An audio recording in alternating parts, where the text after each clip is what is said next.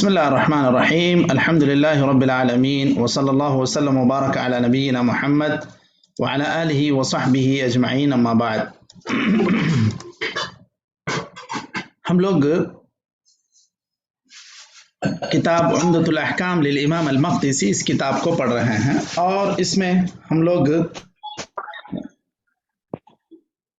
کتاب الطلاق پڑھنے جا رہے ہیں۔ ابھی کتاب النکاح ہوا تھا، اب اس کے بعد انہوں نے تسلسل کے اعتبار سے یہاں پر کتاب الطلاق ذکر کیا ہے۔ اب ہم لوگ جو تیسیر العلام کا میرے سامنے صیغہ ہے، نسخہ ہے، اس میں 313 حدیث نمبر ہے، اور جو بعض پی ڈی ایف کے نسخوں میں ہے اس میں الگ ہوگا۔ کتنا ہے نمبر اس میں مشائخ؟ 380 پر 9 ہے شیخ جی، 389 ہے، 389 ہے، ٹھیک جی۔ تو پڑھیں شیخ یہاں سے حضرت ابن عمر کی حدیث سے۔ جی، نحمده ونصلي على رسوله الكريم، اما بعد، کتاب الطلاق عن عبد الله بن عمر رضي الله عنهما أنه طلق امرأته وهي حائضة، فذكر ذلك عمر لرسول الله صلى الله عليه وسلم، فتغيظ منه رسول الله صلى الله عليه وسلم، ثم قال ليراجعها ثم يمسكها حتى تطهر ثم تحيض لیراجعها سکون کے ساتھ امر ہے، تو عین کے اوپر نہیں، عین کے اوپر ضمہ نہیں، عین کے اوپر سکون، لیراجعها ثم يمسكها، سکون ليراجعها، ايوه، ليراجعها ثم يمسكها حتى تطهر ثم تحيض فتطهر، فإن بدأ له أن يطلقها فيطلقها قبل أن يمسها، فتلك المدة كما أمره الله عز وجل. وفي لفظ جي فتلك العدة كما أمره الله عز وجل. وفي لفظ حتى تحيض حيضة مستقبلة سوى حيضتها التي طلقها فيها. وفي لفظ فحبست من طلاقها وراجعها عبد الله كما أمره رسول الله صلى الله عليه وسلم. سین پہلے ہے، فحسبت من طلاقها وراجعها عبد الله كما أمره رسول الله صلى الله عليه وسلم. وعن فاطمة بنت قيس رضي الله عنها أن أبا عمرو بن حفص طلقها. چلے گا وہ صحیح پڑھے آپ. ابن حفص عمرو بن حفص طلقها البتة وهو غائب، وفي رواية طلقها ثلاثا، فأرسل إليها وكيله بشعير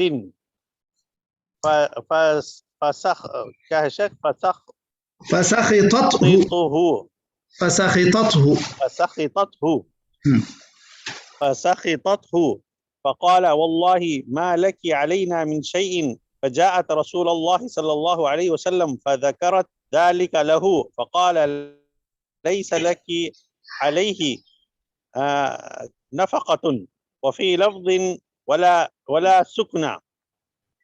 ولا سكنة، فأمرها أن تعتد في بيت أم شريك، ثم قال تلك امرأة ينشأها أصحابي. يغشاها بعد كده الشيخ اعتد، يغشاها أصحابي، يغشاها أصحابي. كده بعد شيخ اعتدي عند ابن أم مكتوم، اعتدي عند ابن أم مكتوم، فإنه رجل أعمى تضعين ثيابك عنده فإذا حللت حللت فإذا حللت فأذيني يا شيخ. فآذنينني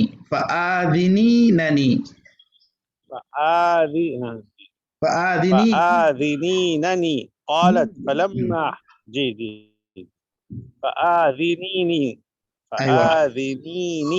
قالت فلما حللت ذكرت له أن معاوية بن سفيان وأبا جهم خطباني فقال رسول الله صلى الله عليه وسلم أما أبو جهم فلا يضع عصاه عن عاتقه وأما معاوية فكا ہے شیخ فصعلوك صاد کے ضمے کے ساتھ فصعلوك لا مال له انكحي أسامة بن زيد فكرهته ثم قال انكحي أسامة بن زيد فنكحته فجعل الله فيه خيرا واغتبت به. ايوه جی صلی اللہ علیہ خیر خلق سیدنا محمد وعلی آلہ وصحبہ اجمعین. ٹھیک کافی ہے اتنا. چلیے بسم اللہ الرحمن الرحیم الحمد للہ رب العالمین وصلی اللہ وسلم وبارک علی نبینا محمد وعلی آلہ وصحبہ اجمعین اما بعد. ہم لوگ عمدۃ الاحکام للامام المقدسی اس کتاب کو پڑھ رہے ہیں اور اس میں ہم لوگ آج کتاب الطلاق پڑھ رہے ہیں. الطلاق کے معنی ہیں اصل میں ترک کر دینا، چھوڑ دینا، اور یہ اطلاق سے مشتق ہے. اطلق یطلق اطلاقاً کہتے ہیں چھوڑ دینا، آزاد کر دینا. اور شرعی اصطلاح میں حل عقدۃ الزواج کہ جو شادی کا جو بندھن تھا اس کو فسخ کر دینا، اس کو کینسل کر دینا، اس کو توڑ دینا، یہ طلاق کے شرعی معنی ہیں. اور اس کا ثبوت ہے کتاب و سنت سے، اجماع سے، قیاس سے. اللہ تعالیٰ نے سورہ بقرہ میں فرمایا الطلاق مرتان. طلاق اصل میں رک رک کر دینے کی چیز ہے.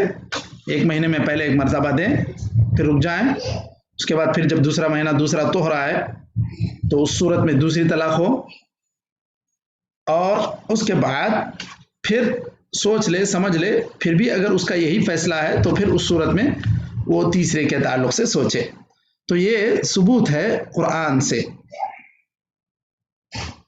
اور حدیث سے تو کئی کچھ احادیث ہیں جس میں اب تذکرہ آ رہا ہے. خود یہاں پر جو باب میں حدیثیں ذکر ہیں اس کے اندر بھی اس موضوع کا کافی کچھ ذکر آ گیا ہے. اب یہاں سب سے پہلی جو حدیث ذکر کی جا رہی ہے اس کو شروع کرنے سے پہلے یہ ضروری ہے کہ اسلام کی یہاں پر جو خصوصیت ہے اس کو جان لیں کہ یہود کے پاس طلاق کے سلسلے میں ایک طرح کا کھلواڑ کیا جاتا تھا.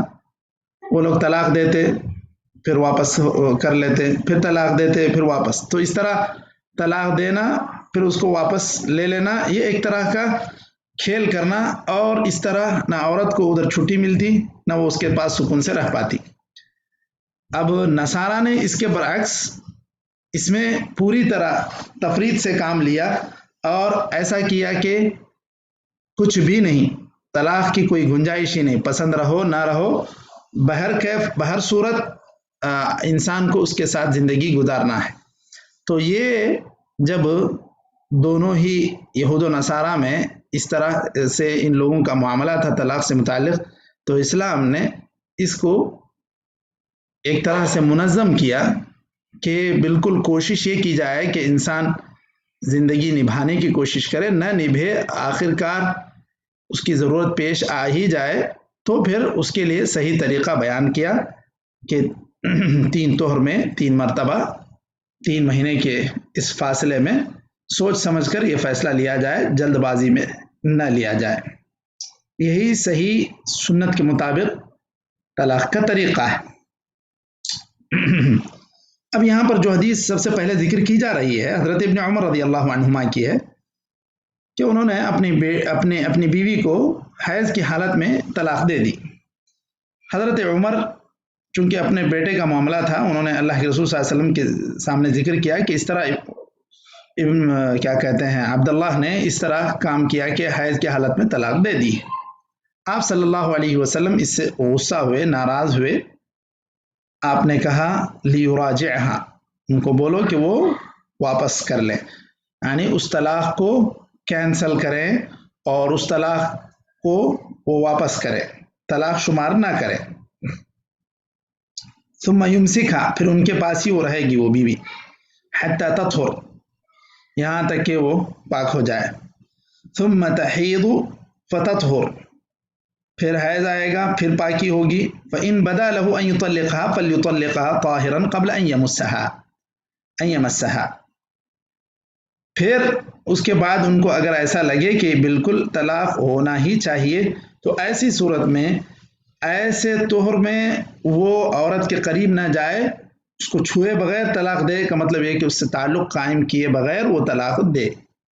تو جو آدمی طلاق دینا چاہ رہا ہے اس کے لیے ضروری ہے کہ ان ساری چیزوں کا لحاظ رکھے، کیونکہ نبی کریم صلی اللہ علیہ وسلم نے ذکر کیا کہ ایک تو حیض کی حالت میں طلاق نہیں دینا چاہیے، دوسری چیز طہر کی حالت میں بھی دے رہے ہیں، عورت پاک ہوئی تو تعلق قائم نہ ہوا ہو ایسے طہر میں ہی اس کو وہ طلاق دے سکتا ہے۔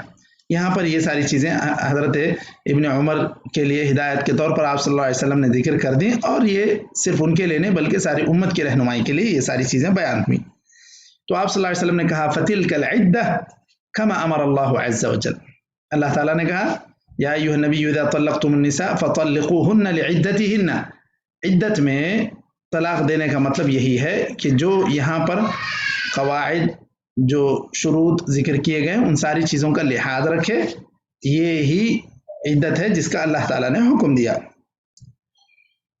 دوسرے بعض الفاظ اس طرح ہیں حتی تحیض حیضۃ اخری مستقبلۃ، اس کے بعد ایک حیض آئے، پھر یہ اس حیض کے علاوہ جس میں اس نے طلاق دیا ہے، کیونکہ ہو سکتا ہے کہ وہ اس میں تعلق قائم کر لیے ہوں، اب تو ایسی صورت میں اس لیے اس کو منع کیا کہ اس کا شمار نہیں ہوگا، اثر نو بعد کے حیض اور پھر اس کے بعد کے طہر میں ہی ان طلاق کا شمار شروع کریں گے۔ بعض دیگر الفاظ میں ایسا بھی ہے فحسبت من طلاقها، کہ یہ ان کی طلاق شمار کی گئی۔ وراجعها عبداللہ کما امر رسول اللہ صلی اللہ علیہ وسلم، اور ان کو حضرت ابن عمر نے اس کو رجوع کیا، یعنی واپس لے لیا اس کو۔ اب دیکھیے اس حدیث کے اندر جو مسائل مستنبط ہو رہے ہیں اس میں سب سے پہلی بات تو یہ ہے کہ حیض کی حالت میں طلاق نہیں دیا جا سکتا۔ کوئی آدمی دیتا ہے تو یہ غلطی کر رہا ہے، یہ اللہ تعالیٰ کی ایک طرح کی نافرمانی، کیونکہ اللہ تعالیٰ نے حالت طہر میں دینے کا حکم دیا۔ عدت تو وہ عدت جس کو آپ صلی اللہ علیہ وسلم نے حدیث میں بیان بھی کیا، اور اس کو طلاق بدعی کہا جاتا ہے کیونکہ یہ حیض کی حالت میں دی گئی۔ اب آپ صلی اللہ علیہ وسلم نے ابن عمر کو حکم دیا کہ وہ اس کو واپس لے لیں، یہ کس بات کی دلیل ہے؟ کیا یہ اس بات کی دلیل ہے کہ یہ ایک واقع ہو گئی اس لیے آپ صلی اللہ علیہ وسلم نے ان کو حکم دیا کہ تم اس کو واپس لے لو، یا یہ اس بات کی دلیل ہے کہ نہیں اس طرح ہو نہیں سکتا، تم ایسا کر نہیں سکتے؟ تو اب اس کی صحیح توجیہ یہ بتلائی گئی ہے کہ رجوع ہونے کا مطلب یہ کہ طلاق واقع ہو گئی، گرچہ کہ غلطی کی ہے، حیض میں دینا یہ غلط کام ہے، لیکن اگر اس طرح کا غلط کام بھی کرتا ہے تو وہ واقع ہو جاتی ہے، طلاق شمار ہو جاتی ہے۔ اور اسی کو امام ابو حنیفہ، امام احمد اور بھی امام اوزاعی وغیرہ اس کو مانتے ہیں کہ یہ طلاق واقع ہو گئی تھی، اسی لیے آپ صلی اللہ علیہ وسلم نے رجوع کا حکم دیا۔ اور اسی طرح اس حدیث سے تیسرا مسئلہ یہ بھی معلوم ہوتا ہے کہ اگر کوئی انسان حیض کی حالت میں طلاق دے دے تو اب اس کے لیے صحیح طریقہ یہ ہے کہ وہ اس کو رجوع کرنے کے لیے کہا جائے، اس کو کہیں گے کہ واپس کر لو، یہ طلاق کو کینسل کرو، کیونکہ آپ صلی اللہ علیہ وسلم نے ابن عمر کو ایسا ہی حکم دیا تھا۔ اور اسی طرح اس میں چوتھا مسئلہ یہ بھی معلوم ہو رہا ہے کہ ایسے طہر میں جس میں اس کا تعلق قائم ہوا تھا، وہ ایسے طہر میں اس کو طلاق نہیں دے سکتا، کیونکہ جب اس نے تعلق قائم کر لیا پھر اس کو طلاق دینے کا کوئی معنی مطلب نہیں ہے۔ اس کو اگر دینا ہی ہے تو پھر ایسے طہر میں دینا ہے جب اس نے تعلق قائم نہیں کیا تھا۔ تو یہ کچھ ارشادات ہیں طلاق کو شرعی حدود میں دینے کے لیے، یا اس کے جو عدت اللہ تعالیٰ نے سورہ طلاق میں اس کے آغاز میں بیان فرمائی ہے، وہ جو فطلقوہن لعدتہن جو کہا گیا، اس کا یہی مطلب ہے کہ حیض کی حالت میں نہ دے، طہر میں دے، اور ایسے طہر میں جس میں اس نے تعلق قائم نہیں کیا ہو۔ تو یہی ہے فطلقوہن لعدتہن واحصوا العدہ جو مطلب ہے۔ اب یہاں پر جمہور کا یہی مسلک ہے کہ اس طرح اگر کوئی انسان طلاق دے دے تو یہ طلاق واقع ہو جاتی ہے۔ یہ ائمہ اربعہ کا یہی مسلک ہے۔ اب شیخ الاسلام نے تیمیہ اور امام ابن قیم کا اس میں یہ مسلک ہے کہ وہ طلاق جو حیض کی حالت میں دی جائے وہ طلاق شمار نہیں ہوگی، وہ بیکار ہے، کیونکہ ایک بدعی کام کیا ہے۔ من عمل عملا لیس علیہ امرنا فهو رد، اس بنیاد پر وہ کہتے ہیں کہ جو خلاف شریعت کام ہوا ہے وہ مردود ہوگا، وہ نہیں مانا جائے گا۔ یہ امام ابن قیم اور امام ابن تیمیہ کا موقف ہے۔ انہوں نے بعض اس کے جواب میں کچھ باتیں بھی کہی۔ بہرکیف لیکن جمہور کا تو یہ مسلک ہے کہ حیض کی حالت میں جو طلاق دی جاتی ہے واقع ہو جاتی۔ اس کے بعد ہم نے جو دوسری حدیث پڑھی، حضرت فاطمہ بنت قیس یہ بیان کرتی ہیں کہ ان کے شوہر نے انہیں طلاق دے دی، اور ان کے طلاق کو 3 طلاق کر دیا۔ اب 3 طلاق ان کے ہو گئے، اور ایسا بھی نہیں کہ طلاق رجعی، یعنی طلاق رجعی کسی کو کہتے ہیں اگر آپ ایک طلاق دیں پھر خاموش ہو گئے تو اب یہ طلاق ایسی ہے کہ اس کو آپ چاہیں تو واپس بھی لے سکتے ہیں، اور آپ اس کو کینسل کر سکتے ہیں۔ جو پہلی ہوئی تھی وہ ایک طرح سے جو ہے کینسل ہو جائے گی۔ اگر نہیں اب 3 مہینے تک ایسے ہی چھوڑ دیں گے تو وہ طلاق بائن ہوگی، ورنہ پھر دوسرے مہینے میں بھی ان کو چانس ہے کہ چاہیں تو وہ واپس کر لیں۔ تو یہ طلاق رجعی ہوتی ہے جس میں واپسی کا امکان ہوتا ہے۔ لیکن جب 3 طلاق مکمل ہو گئے تو ایسی صورت میں کوئی چانس نہیں ہے، کوئی امکان نہیں ہے واپس لینے کا۔ اگر 3 طہر میں 3 طلاق دے کے اس کو طلاق بائن کیا تھا تو پھر وہ کسی اور انسان سے نکاح کر کے بعد میں اپنی مرضی سے چھوڑ دے تو پھر اس کے بعد وہ اس کے نکاح میں آ سکتی ہے۔ اگر ایسا نہیں ہوا، وہ صرف 1 طلاق دے کر چھوڑ دیا تھا، 3 مہینے گزر گئے تھے، تو یہ بھی طلاق بینونہ ہے، لیکن اس کو کہتے ہیں بینونہ صغریٰ، کیونکہ 1 دیا 3 مہینے تک چھوڑ دیا۔ اب 1 مہینہ گزر جائے، 2 مہینہ گزر جائے تو یہاں تک بھی یہ طلاق رجعی ہوتی ہے، اور اس طلاق کے اندر عورت کے نان نفقے کی ذمہ داری شوہر کی ہوتی ہے۔ جو طلاق رجعی ہے یعنی 1 مہینہ ابھی طلاق دے دیا، 1 مہینہ گزرا، ابھی سوچنا ہے کہ آگے دینا ہے نہیں دینا ہے، تو یہ پوری مدت اس کی عدت 3 مہینے ختم ہونے تک اس کی ذمہ داری ہے کہ وہ اس کو روٹی، اس کے کھانے پینے اور اس کے رہنے سہنے کا انتظام کرے۔ اگر طلاق بائنہ 3 طلاق دے دیا تھا تو پھر اس کے بعد وہ 3 طلاق کے بعد عورت کوئی حق اس سے طلب نہیں کر سکتی، نہ نفقہ ملے گا نہ اس کو سکن ملے گا۔ تو یہ شرعی اس میں ہدایت ہے۔ دیکھیں یہاں پر جو بات حضرت فاطمہ بنت قیس کی حدیث میں ہے اس میں وہی بات واضح کی جا رہی ہے۔ حضرت فاطمہ بنت قیس کو ان کے شوہر ابو عمرو ابن حفص نے طلاق بائن دے دیا۔ اب دوسری روایت میں ایسا ہے کہ 3 طلاق ان کو دے دیے، اس کے بعد اپنے ایک نائب کے ذریعے سے ان کے پاس جو بھیجے، تو وہ بہت ناراض ہو گئیں کہ ایسی معمولی چیز مجھے وہ بھیج رہے ہیں۔ اب انہوں نے کہا کہ بھائی یہ بھی ہم بھیج رہے ہیں تو بس ایک ایسے ہی ایک حسن تعامل کی وجہ سے، ورنہ تو تمہارے لیے اب 3 طلاق ہو جانے کے بعد، بائنونہ ہو جانے کے بعد، طلاق بائن ہونے کے بعد میرے اوپر تو کوئی ذمہ داری نہیں ہے۔ تو اس طرح طلاق بائنہ 3 طلاق ہو جانے کے بعد تمہارے خرچے کا بھی میں ذمہ دار نہیں، لیکن ایک ایسے ہی یہ دے رہے تھے۔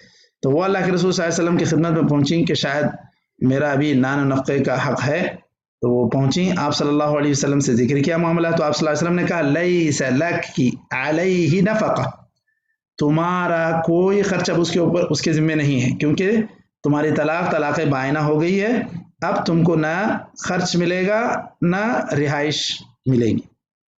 تو آپ صلی اللہ علیہ وسلم نے ان کو کہا کہ بھئی اب تمہارا تو 3 طلاق تمہارے ہو گئے ہیں، اب تم کو عدت گزارنی بھی ہے، اب تو تمہیں گزارنا ہے کہاں پر؟ ایک مرتبہ پہلے مشورہ دیا کہ ام شریک کے گھر میں جاؤ، ام شریک کے کوئی ایک بزرگ خاتون تھیں، تو آپ صلی اللہ علیہ وسلم نے ان سے کہا کہ وہاں پر جا کے تم گزار لو۔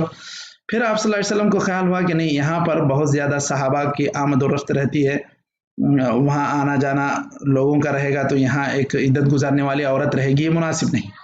آپ صلی اللہ علیہ وسلم نے دوبارہ حکم دیا، تلک امرأۃ یغشاها اصحابی، یغشاها کا مطلب یہ ہے کہ زیارتیں ہوتی رہتی ہیں، آنا جانا رہتا ہے۔ اس کے بعد آپ صلی اللہ علیہ وسلم نے حکم دیا اعتدی عند ابن ام مکتوم، تم ام مکتوم کے پاس جا کے وہاں پر اپنی عدت گزار لو۔ کیوں ابن ام مکتوم کے پاس آپ صلی اللہ علیہ وسلم نے کہا؟ فإنه رجل اعمى، نابینا ہے، اب ایک مرد کی نگاہوں سے آپ کو دور رہنا ہے، تو کم سے کم ایک گھر میں آپ رہیں گے، ان کی فیملی بھی ہے، تو پھر بھی مرد حضرات میں سے تو کوئی وہاں پر نہیں رہے گا جو تم کو دیکھے۔ کبھی آپ کو ضرورت محسوس ہو رہی ہے تو کسی بھی قسم کے کوئی بھی معاملے میں آپ کی اس مرد کی نگاہ آپ کے اوپر نہیں پڑے گی۔ اس اعتبار سے آپ صلی اللہ علیہ وسلم نے ان کو مشورہ دیا کہ ان کے گھر میں جا کر گزارو۔ یہاں پر کہیں بھی یہ نہیں معلوم ہوتا کہ وہ اکیلے تھے، تو آپ صلی اللہ علیہ وسلم نے اس طرح ایک جگہ میں جو آپ صلی اللہ علیہ وسلم نے منع کیا کہ تم وہاں پر جا کر وہاں جا کر تم نہیں رکو، کیونکہ وہاں پر مرد حضرات کا آنا جانا ہے، تو تم ایسی جگہ جاؤ جہاں مرد تم کو دیکھ نہ پائیں، اس میں ابن ام مکتوم بھی تم کو نہیں دیکھ پائیں گے، تو یہ ان کی فیملی بھی ہے، اور اس طرح تم کو اکیلے ان کے ساتھ رہنے کا بھی مطلب معاملہ نہیں ہے۔ تو ایسی جگہ آپ صلی اللہ علیہ وسلم نے ان کو عدت گزارنے کا، رہنے کا مشورہ دیا۔ پھر آپ صلی اللہ علیہ وسلم نے ان سے کہا دیکھو، جب تمہاری عدت ختم ہو جائے، حللتی کا مطلب ہے کہ تم عدت تمہاری مکمل ہو جائے، تو پھر تم فآذنینی مجھے اطلاع کرو۔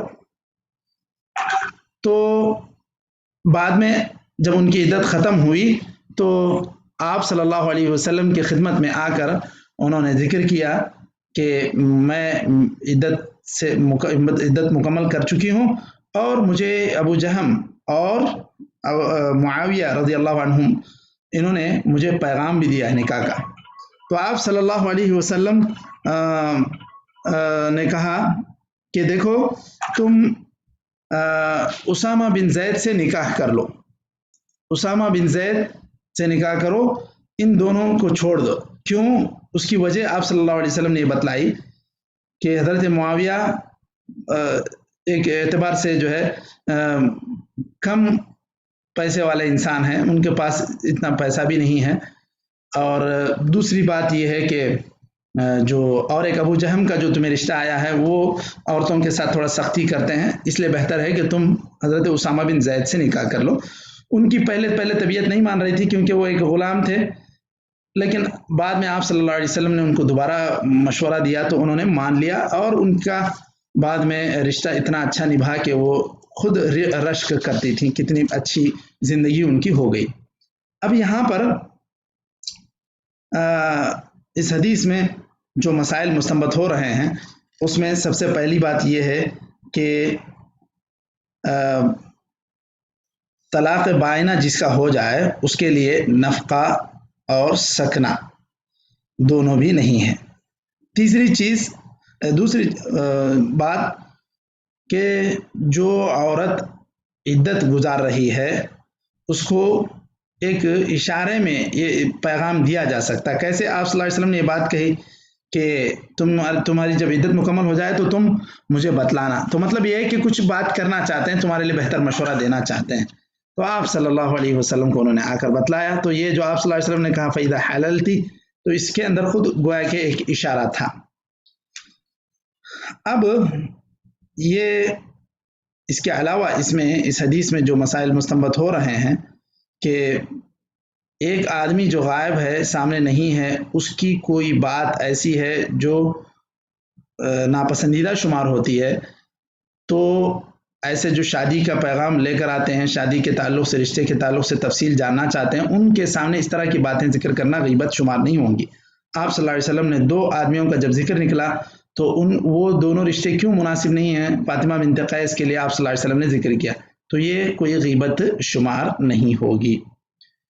تو یہاں پر ساتھ ہی ساتھ آخری بات یہ بھی کہ آپ صلی اللہ علیہ وسلم نے جو عورت کو بھی حکم دیا کہ وہ بھی پردہ کرے مردوں سے، اسی لیے حضرت ابن ام مکتوم کے پاس گزارنے کا، اپنی عدت گزارنے کا حکم دیا. ویسے ان کو تو یہ بات تو پتہ ہی ہے، وَقُلْ لِلْمُؤْمِنَاتِ يَغْضُضْنَ مِنْ أَبْصَارِهِنَّ، وہ خود بھی نگاہیں نیچی رکھ کے زندگی گزاریں گی، عدت کے ایام گزاریں گی.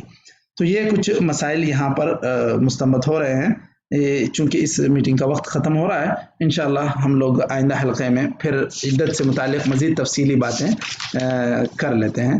نکتفی بهذا القدر، وصلی اللہ وسلم وبارک علی نبینا محمد وعلی آلہ وصحبہ اجمعین. السلام علیکم.